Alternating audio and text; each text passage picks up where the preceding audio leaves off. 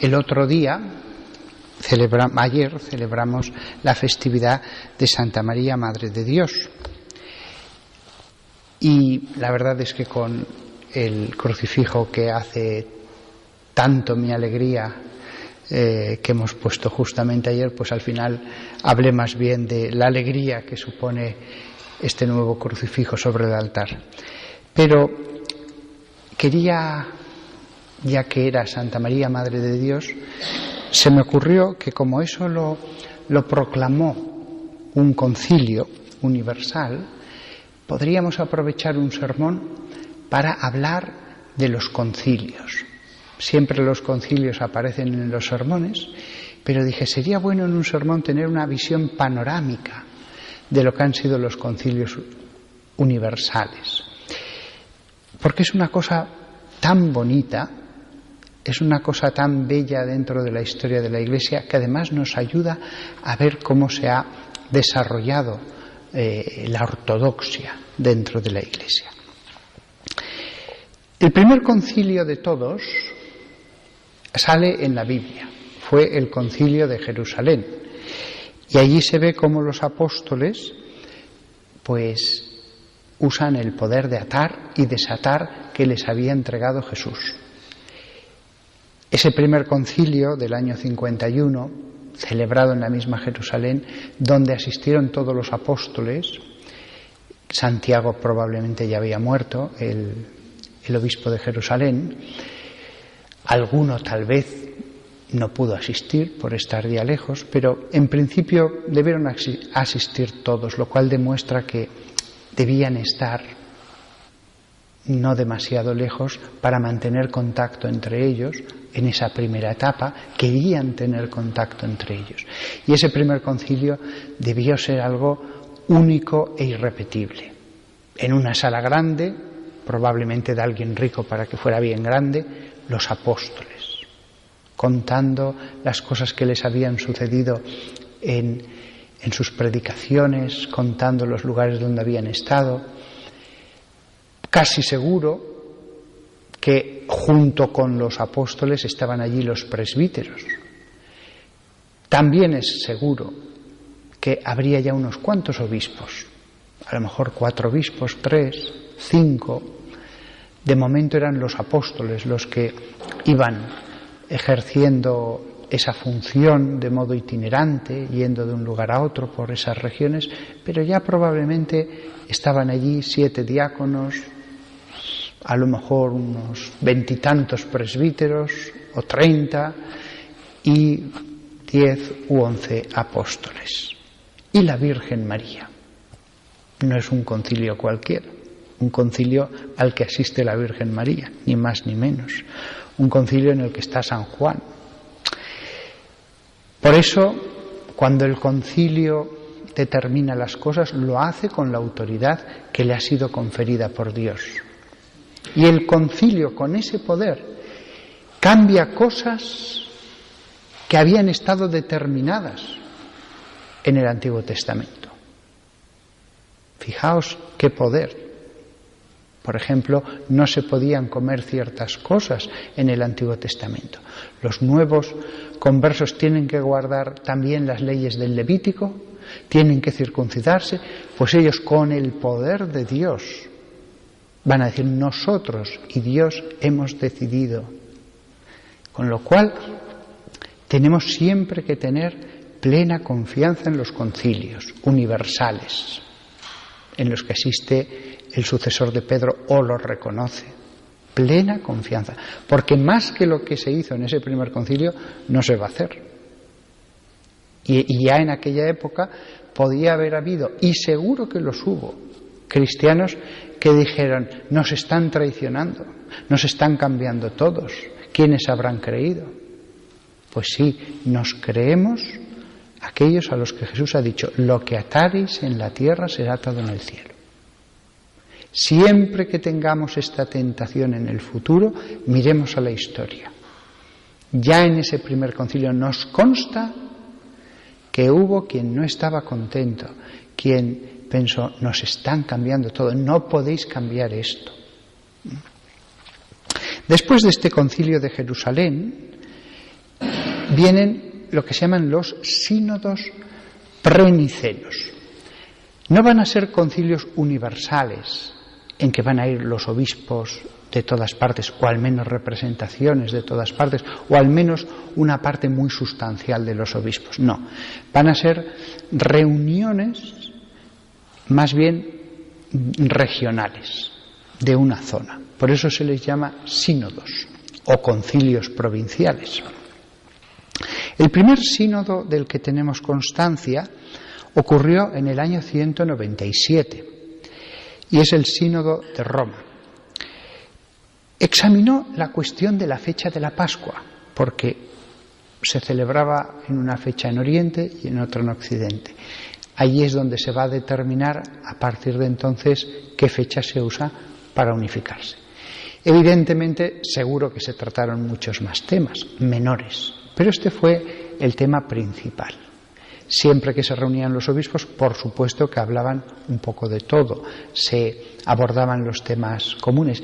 Y lo que es muy importante, establecían lazos entre ellos, dialogaban, conversaban acerca de todos los temas. La Iglesia es una unidad. Pocas veces se ve tan visiblemente la unidad que forma la Iglesia cuando en un lugar se reúnen todos los obispos, con los fieles rezando por ellos, a veces con clérigos. Es una unidad que se ve. Y es la gran autoridad de la Iglesia, la del concilio. Por supuesto, en unión al romano pontífice.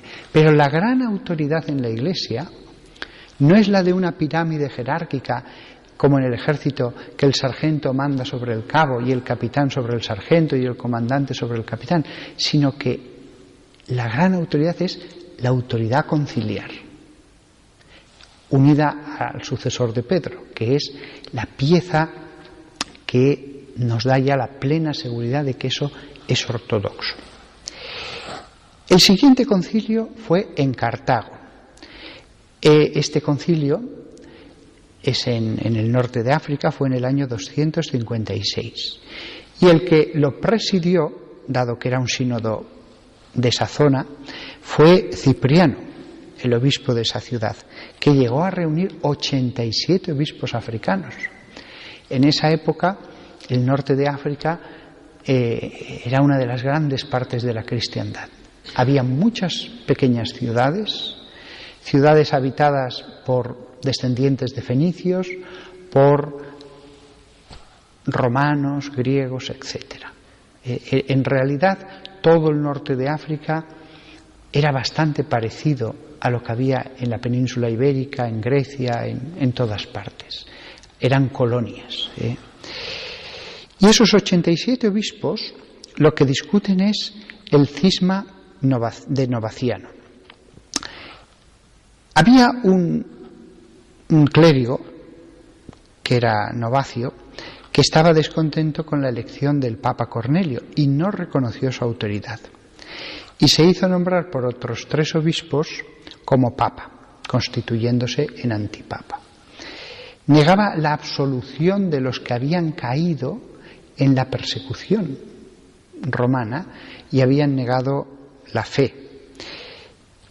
Afirmaba que la Iglesia no tenía el poder para dar la paz a los que renegaron de la fe en la persecución y fijaos, esta visión rigorista, con atenuantes y con variantes, ha continuado siglo tras siglo. Siempre ha habido algunos creyentes, hermanos nuestros, que han sido bastante rigoristas, duros, hasta crueles.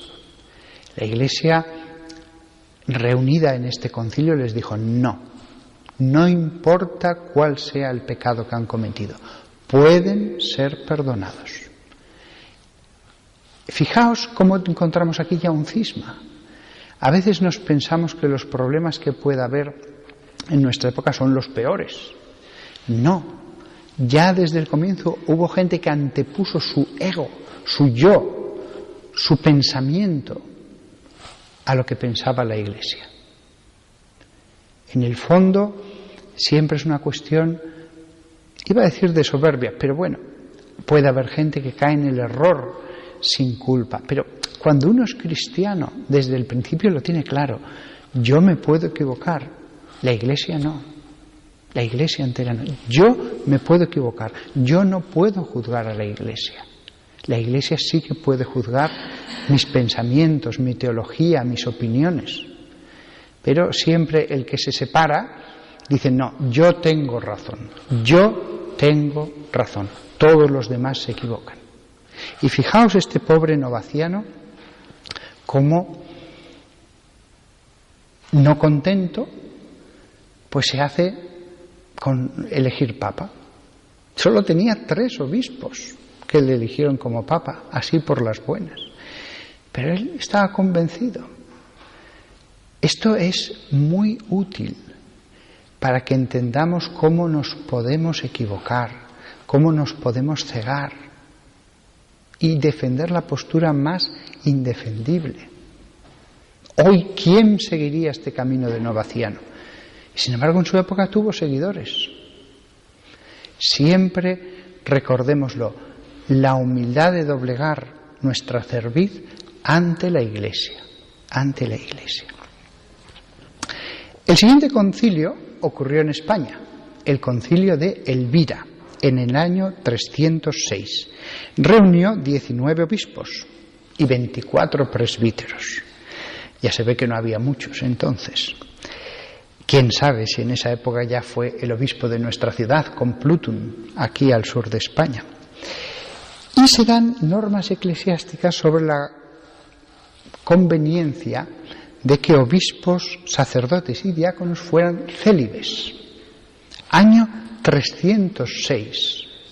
Y ya se habla de el celibato. Y en las discusiones se hablaba de que si se ordenaba a hombres casados, que éstos aceptaran dejar sus esposas y vivir con ellas como hermanas. Hay gente que piensa que el celibato vino lejísimos en la Edad Media. No. En el 306 ya esto es una norma habitual. No están hablando de introducir el celibato en el 306. Están hablando de que eso sea ya la norma y que no se ordene a nadie que no se comprometa a eso. O sea, que ya se vivía antes. Aún así va a seguir habiendo algunos, pero se deja claro, la norma tiene que ser esta. Los que se dediquen a las cosas sagradas deben consagrarse totalmente a lo sagrado. Y el último sínodo preniceno, el sínodo de Arles, en la Galia, año 314. Lo convoca el emperador, que tenía poder para enviar mensajeros a muchos lugares, y logró que se reunieran en esa ciudad de la Galia 33 obispos.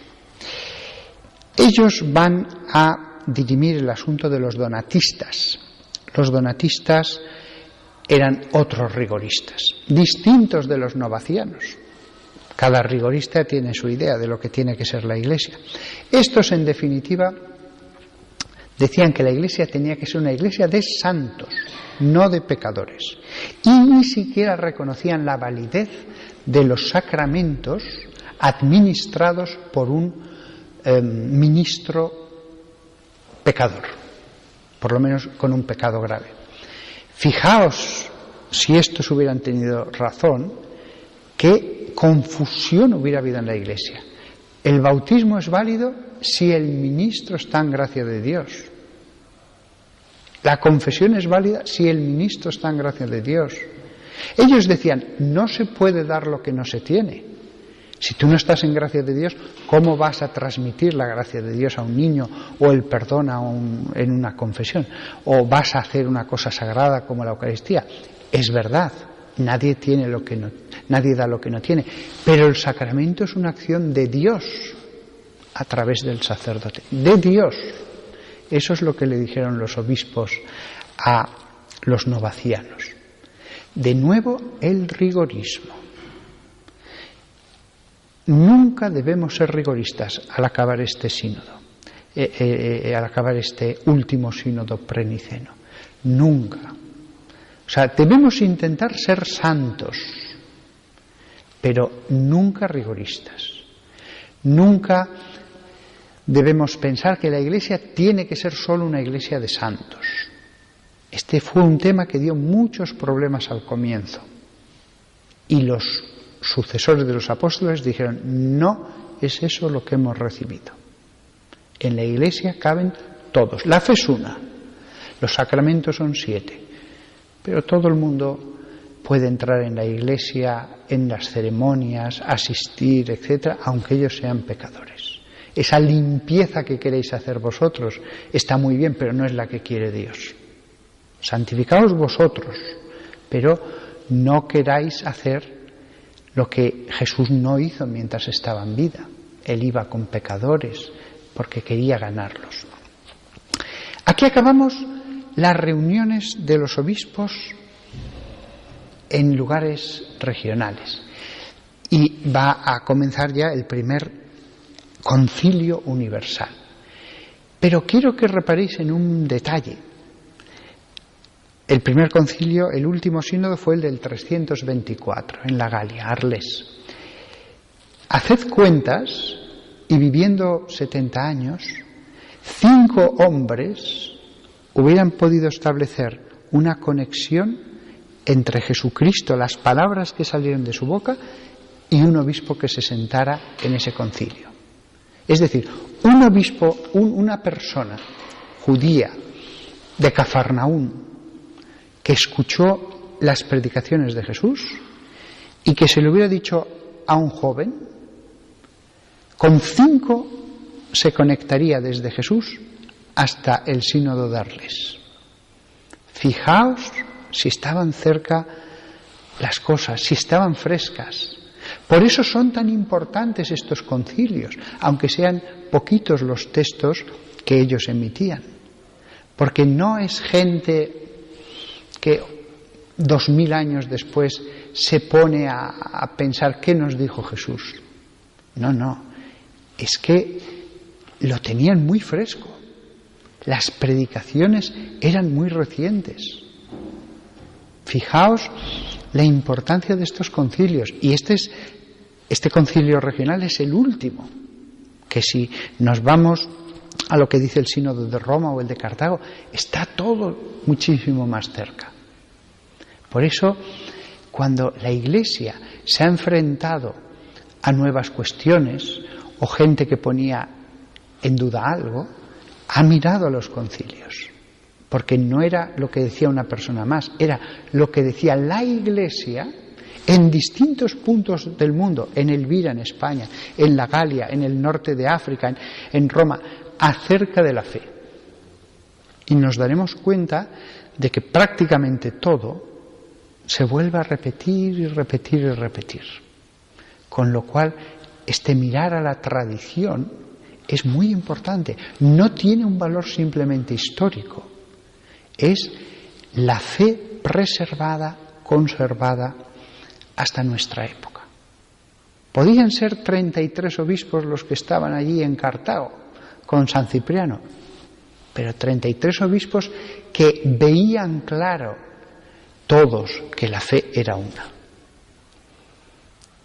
Nada más. Yo creo que para este sermón, como ya me he alargado mucho, vamos a acabar en estos sínodos y así mañana, en el siguiente sermón, pues comenzaremos directamente con el primer concilio universal, la serie de los concilios ya que fueron de toda la Iglesia. Amemos la historia de la Iglesia.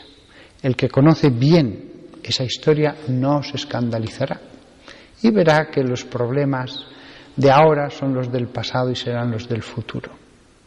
La historia de la Iglesia, lejos de escandalizar, lo que nos lleva es a mantener el espíritu sereno. Lo que nos lleva a ver es esa continuidad, esa cadena que no ha tenido ninguna fisura que la ha quebrado. Y vemos como los herejes del principio vuelven a aparecer en el 18, en el 19, en el 20, y en el fondo es una cuestión muy sencilla. Yo tengo razón, yo. Nosotros, por lo tanto, ahora que rezaremos el credo, nos unimos a ese coro El credo no lo reza solo el sacerdote, es un coro, es la Iglesia entera la que a coro lo reza, porque al final en lo que creemos no es en mis predicaciones ni en mis opiniones, es en esa fe coral que hemos transmitido también nosotros, pobres de nosotros cristianos, pero también nosotros transmitimos hacia el futuro, y que Dios nos ha asegurado que no podríamos cambiar nada de la fe, porque el día que cambiáramos la fe, todo se hundiría. El día que cambiáramos la fe, ya no sabríamos si estamos creyendo a meros hombres o al Espíritu Santo. Ya no sabríamos si estamos siguiendo una doctrina humana o algo que ha venido del cielo. Por eso la importancia de la palabra ortodoxia. La ortodoxia. Somos capaces de morir antes que negar un solo artículo de la fe que la Iglesia ha dicho, esto es de fe. Y ahora, por lo tanto, recemos el credo con más fe que nunca.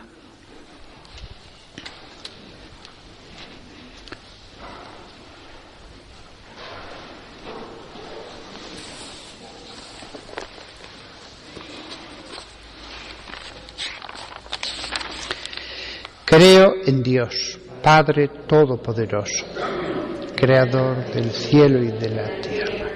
Creo en Jesucristo, su único Hijo, nuestro Señor, que fue concebido por obra y gracia del Espíritu Santo, nació de Santa María Virgen, padeció bajo el poder de Poncio Pilato, fue crucificado, muerto y sepultado, descendió a los infiernos, al tercer día resucitó de entre los muertos, subió a los cielos y está sentado a la derecha de Dios Padre Todopoderoso. Descenderá y venirá a juzgar a vivos y muertos. Creo en el Espíritu Santo, la Santa Iglesia Católica, la comunión de los santos, el perdón de los pecados, la resurrección de la carne y la vida eterna. Oremos a Dios Padre, que nos ha predestinado para ser hijos suyos en Jesucristo.